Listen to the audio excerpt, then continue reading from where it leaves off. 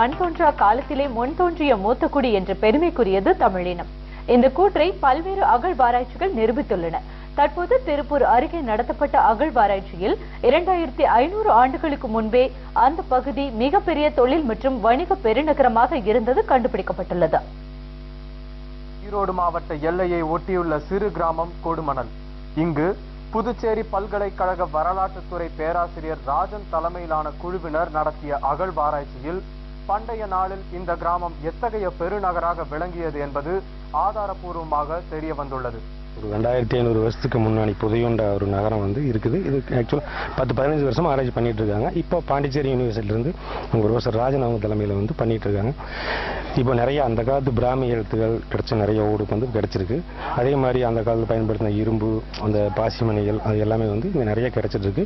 இப்போ பண்ணிட்டு இருக்காங்க. இது இப்போ 2 வருஷம் 3 வருஷம் பண்ணிட்டாங்க. இவங்க மட்டும் பாண்டிச்சேரி யூனிவர்சிட்டி மட்டும் 3வது வருஷத்துக்கு, அடுத்து 3வது வருஷம் திருப்பவும் மறுபடியும் பண்ண போறாங்க.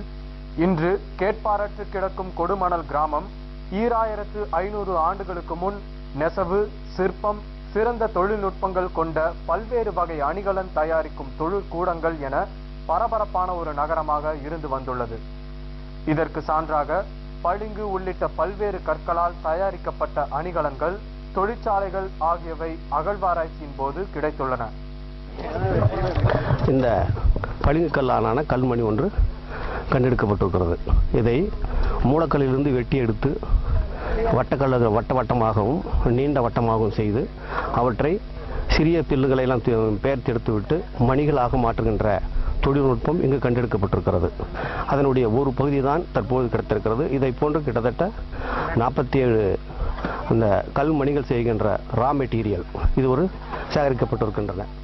2500 ஆண்டுகளுக்கு முன்னர் வாழ்ந்த தமிழர்கள் கல்வி அறிவில் சிறந்தவர்களாக திகழ்ந்தார்கள் என்பதற்கு ஆதாரமாக தமிழ் பிராமி எழுத்துகள் இலக்கண பிழையின்றி உள்ளன.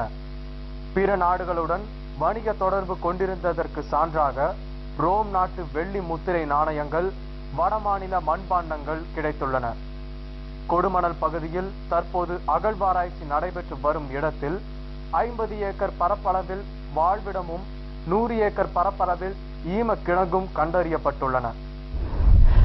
மிக அரிய கல்மணிகள் செய்வதில் மிகச் சிறப்புற்று விளங்கியமையை இந்த கடந்த 2 மாத ஆய்வுகள் வெளிப்படுத்துகின்றன. தற்பொழுது நீங்கள் பார்த்து கொண்டிருக்கிற பெருங்கற்படை சின்னம் என்று அழைக்கப்படுகிற இந்த ஈமச் சின்னம் தமிழர் வாழ்வியலில் ஏறத்தாழ ஒரு 1000 ஆண்டுகள் நின்று நிலை பெற்று இருந்த இந்த சடங்கு சங்க இலக்கியத்தில் பலுடை மருங்கின் பதுக்கை சேர்த்தீன் இனி நட்டனரே கல்லும் என்று அழைக்கப்படுகிற இந்த பெருங்கற்படை சின்னங்கள் ஈமச் சின்னங்களாக இவ்வூரிலே ஒரு 200க்கும் மேற்பட்ட சின்னங்கள் காணப்படுகின்றன. வாழ்விடங்களில் கிடைத்துள்ள உழவு உபகரணங்கள், சேமிப்பு கிடங்குகள், கால்நடைகளின் எலும்புகள் உள்ளிட்டவை தமிழர்களின் இனக்குழு சார்ந்த வாழ்வியலையும் காட்டுகின்றது. ஈமக்காட்டில் நடுக்கல், வட்டக்கல் என 100க்கும் மேற்பட்ட ஈம சின்னங்கள் உள்ளன. ஈம கிடங்குகளில் 3 அறைகள், கீழ்ப்பகுதியில் சல்லடை போன்ற அமைப்பு, வெண்கல குவளைகள் ஆகியவை காணப்படுகின்றன. குரூசிபிள் ஃபர்னஸ் என்று அழைக்கப்படுகிற அந்த உலைக்களம், இரும்பை எக்காக மாற்றுகிற அந்த உலைக்களம் இங்கே ஏற்கனவே கிடைத்திருக்கிறது. இந்த நகரம் ஒரு வணிக நகரமாக இருந்திருக்க வேண்டும் என்பதற்கு தேவையான சாத்தன், நிகம, அது வணிக குழுவாக அழைக்கப்படுகிற நிகம என்ற சொல், அது வணிகர்களை குறிப்பிடுகிற சாத்தன் என்ற சொற்கள் இங்கே அதிகமாக கிடைத்திருக்கிறது. அந்த வகையிலே பார்க்கிற பொழுது இந்த ஒரு நகரம் ஒரு மிகச்சிறந்த நகரமாக இங்கே விளங்கியிருக்க வேண்டும், தொழில் நகரமாக இது விளங்கியிருக்க வேண்டும். மிகப்பெரிய தொழிற்சாலைகள் மற்றும் வெளிநாட்டுடனான வணிக தொடர்பு என்று பல்வேறு அடையாளங்களை தன்னகத்தே அழியாத சாட்சியாக கொண்டிருக்கும் கொடுமணலில் இதுவரை நடத்தப்பட்ட அகழ்வாராய்வில் ஆயுத சாலை மற்றும் வழிபாட்டு தலங்கள் எதுவும் தென்படவில்லை என்பது முக்கியமான ஒன்றாக கருதப்படுகின்றது. இதிலிருந்து போர் மற்றும் கடவுள் வழிபாடு ஆகியவை அண்மை காலத்தில் உருவானதாக இருக்கக்கூடும் என்று வரலாற்று ஆய்வாளர்கள் தெரிவிக்கின்றனர்.